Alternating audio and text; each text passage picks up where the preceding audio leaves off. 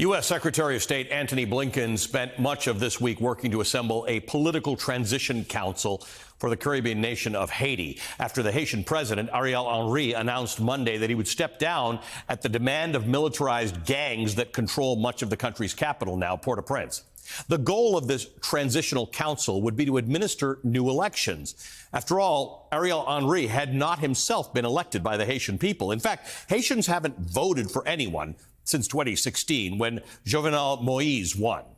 Henry had been appointed to the position of prime minister in July of 2021 by then-President Moïse.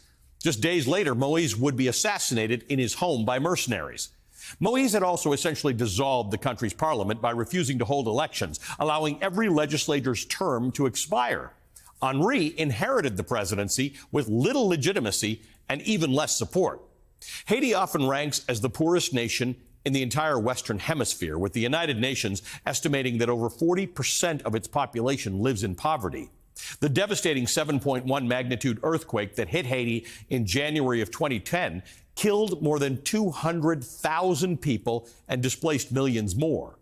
But there's far more to Haiti's suffering and instability than that, and Secretary Blinken knows it. Here's what he said this past Wednesday.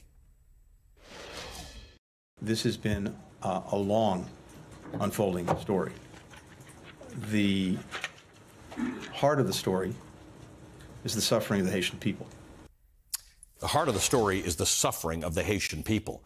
Blinken noted that American aid money has poured into Haiti for years, and that most recently the United States sponsored the deployment of 1,000 Kenyan police officers to assist the overrun Haitian police, although that program has been put on pause.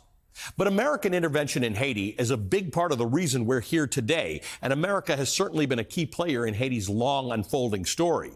Haiti's independence was established in 1804 off the back of a slave revolt against the French rulers of the island.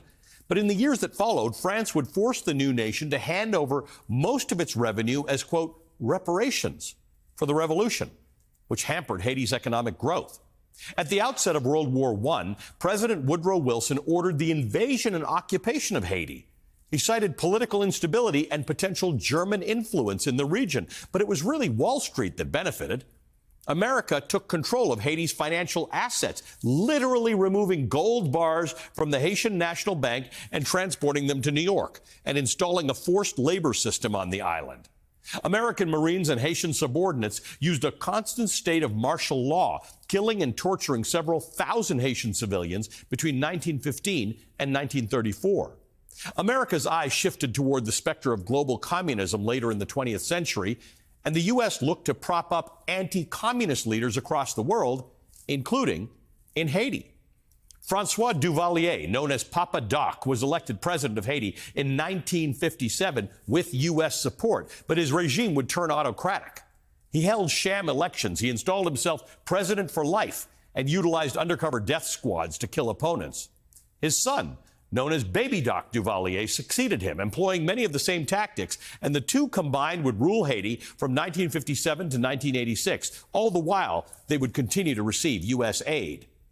But we weren't done in Haiti. In 1994, the U.S. led a military mission named Operation Uphold Democracy to restore the overthrown president, Jean-Bertrand Aristide, to power. The U.S. was committed to supporting Aristide, at least publicly, although the CIA was deeply skeptical about his policies.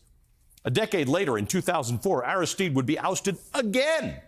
But this time, the United States would simply bankroll a UN intervention.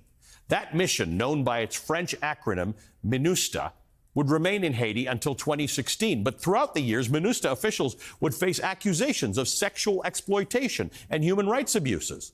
9,000 Haitians died from a cholera outbreak, which was linked to UN peacekeepers from Nepal.